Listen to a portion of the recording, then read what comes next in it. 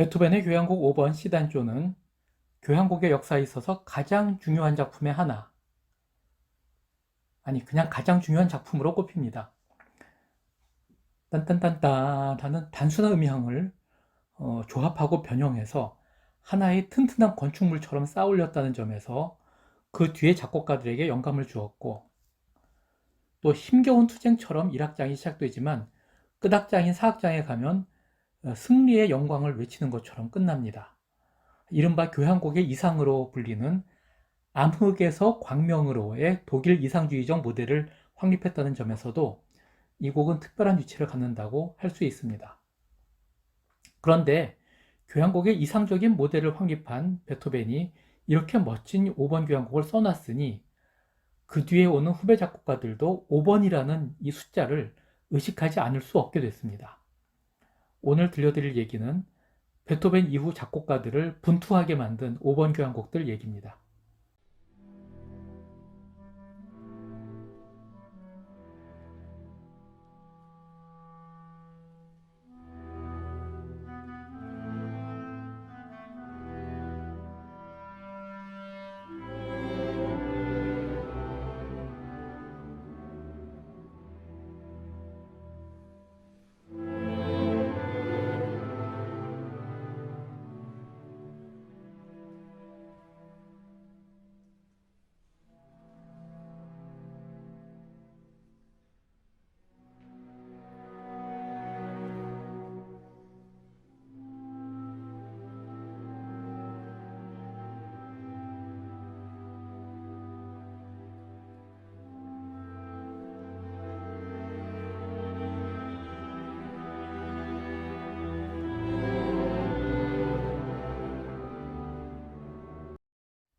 차이콥스키의 교향곡 5번 1악장 서주 부분입니다. 흔히 운명의 동기라고 불리는 선율이죠. 차이콥스키는 베토벤 교향곡 5번을 의식해서 운명의 동기로 5번 교향곡을 시작했을까요? 그렇지는 않은 것 같습니다. 사실 운명의 동기로 더 먼저 나온 것은 차이콥스키의 교향곡 4번입니다. 후원자였던 폰 메크 부인에게 보내는 편지에서 차이콥스키는 이 곡 서두에 나오는 강렬한 음형을 운명의 동기라고 불렀습니다. 운명은 늘 행복을 방해하고 사람들의 영혼에 독을 붓는 힘이라는 얘기였습니다.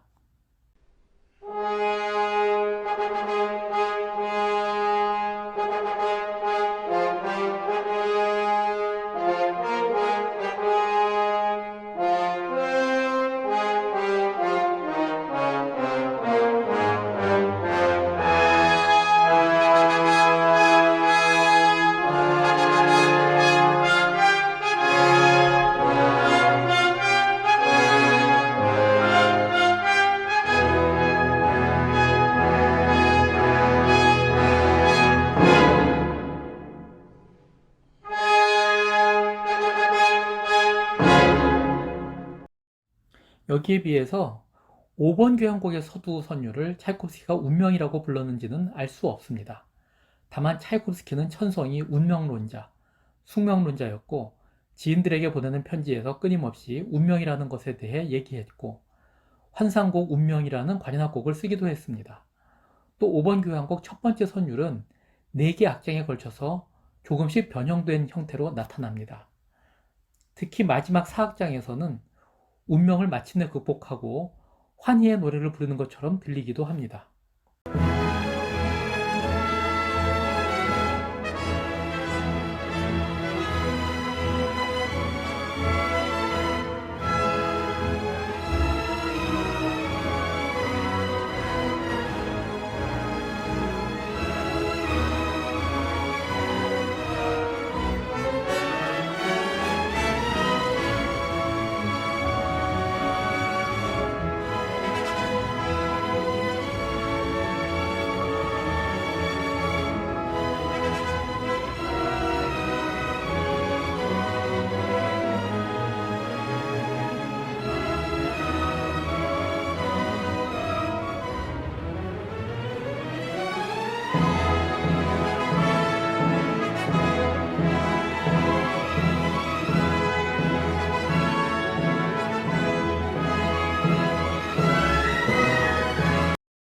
이 곡이 베토벤의 5번 교향곡과 자주 비교되는 이유는 또 있습니다. 암울하게 시작해서 영광과 환희를 외치는 것처럼 끝나는 모습이 베토벤 5번 교향곡의 이른바 암흑에서 광명으로라는 모델과 같다는 것입니다. 하지만 반론도 있습니다. 이 부분은 환희처럼 들리기도 하지만 또 어떻게 들으면 어딘가 비장하고 운명에 끌려다닐 수밖에 없는 슬픈 모습을 밝게 위장한 것처럼 생각되기도 합니다. 구스타프 말러의 5번 교향곡은 베토벤의 5번처럼 따따따따 하는 리듬으로 시작합니다. 그것이 베토벤 5번에 대한 오마주인지는 알 수 없습니다. 말러 자신은 거기에 대해서 아무 얘기도 남기지 않았습니다.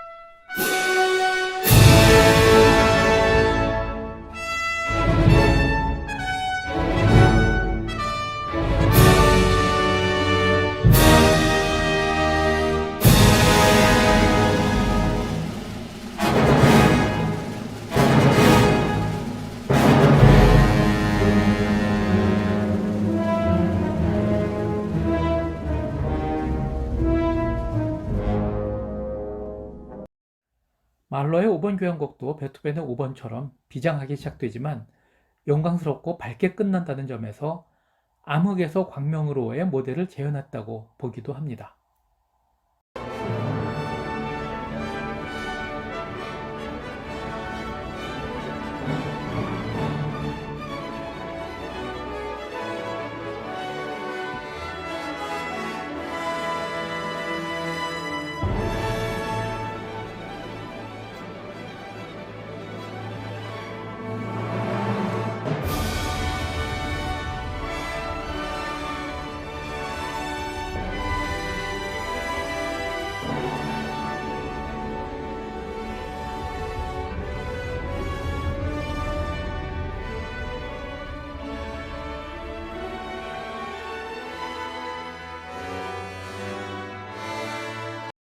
차이콥스키나 말러가 교향곡 5번을 쓰는 것은 온전히 개인의 문제였습니다.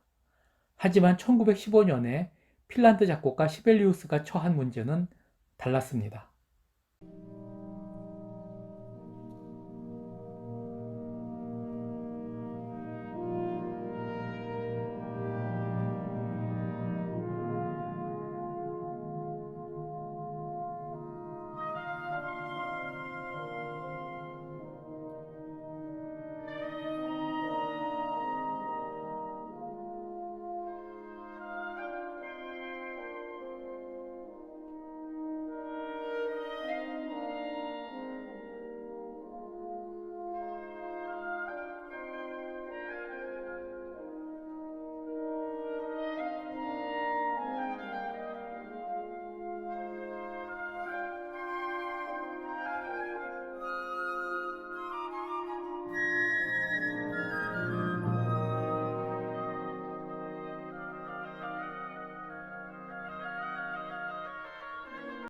시벨리우스는 1914년에 핀란드 정부로부터 새 교향곡을 위촉받았습니다.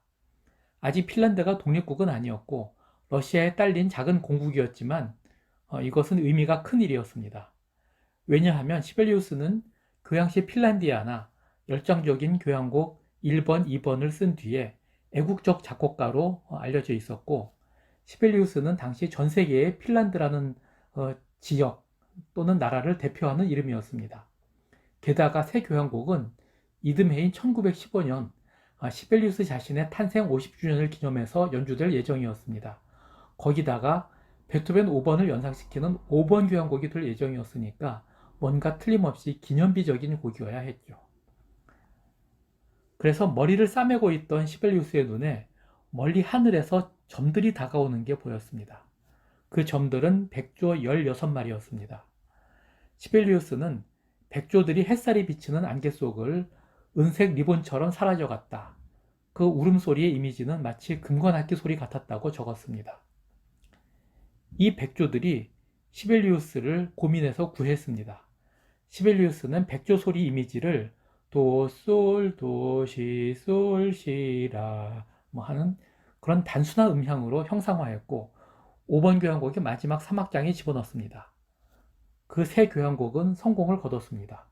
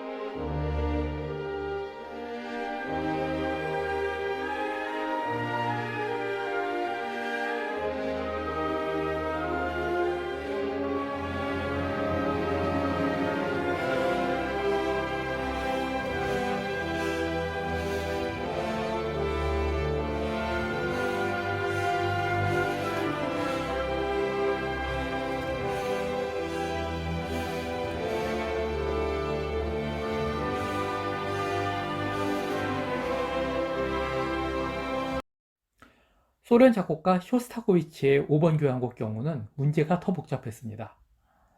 쇼스타코비치는 1936년에 무첸스크의 맥베스 부인이라는 오페라를 공연했는데 이 오페라에 독살 장면이 있는 것이 늘 자기 자신의 독살을 두려워하던 스탈린의 분노를 샀습니다.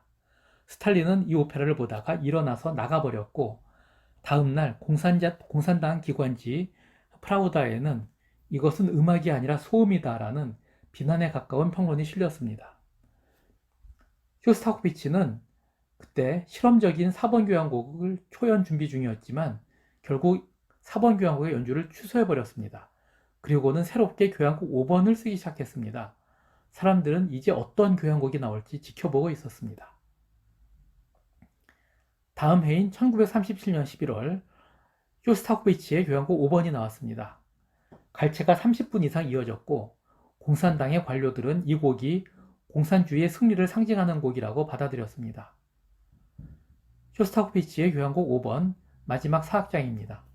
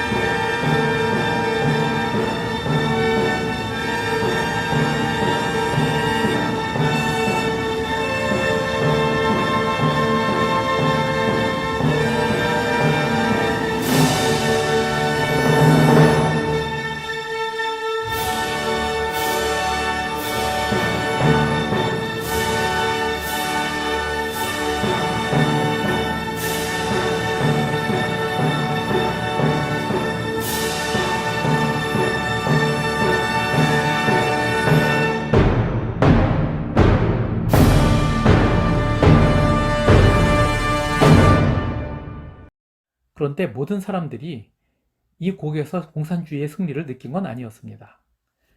작곡가가 그것과는 다른 의미를 말하자면 내면의 투쟁 같은 것을 이 곡에 담았다고 많은 사람들이 느꼈고 수군거렸습니다. 훗날 쇼스타코비치의 지인들이 증언한 내용은 이렇습니다. 쇼스타코비치는 이렇게 말했다고 합니다. 이 곡은 누가 당신을 뒤에서 몽둥이로 내리치면서 너의 임무는 기뻐하는 것이다. 너의 임무는 기뻐하는 것이다.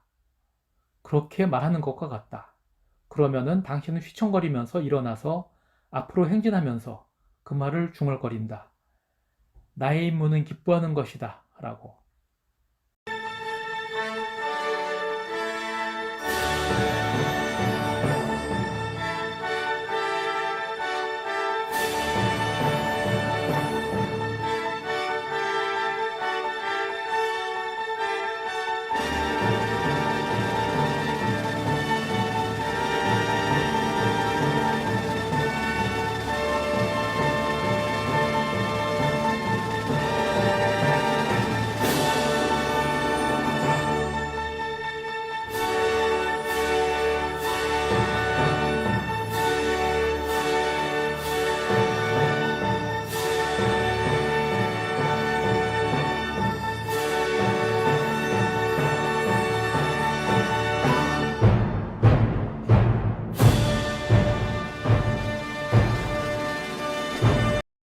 쇼스타코비치와 같은 소련에서 같은 시대를 보냈던 작곡가 프로코피예프에게 교향곡 5번은 다르면서도 똑같은 골치 아픈 문제였습니다.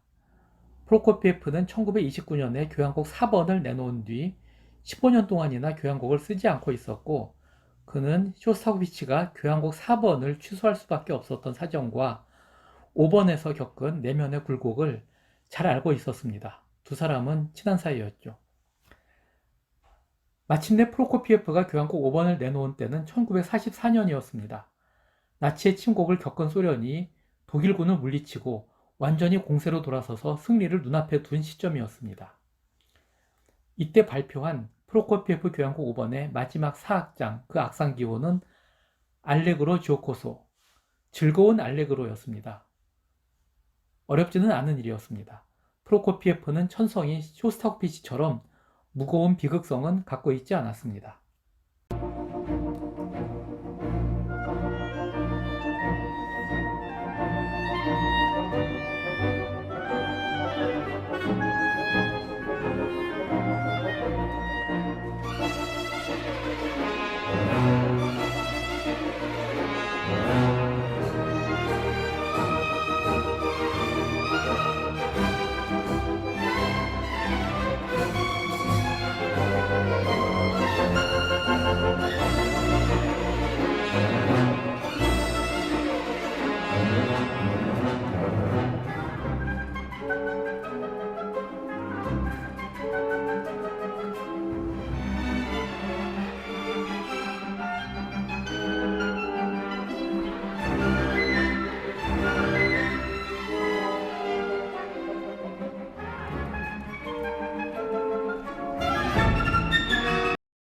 그러면 프로코피예프는 찬란한 공산주의의 승리와도 같은 피날레를 이 작품에서 그렸을까?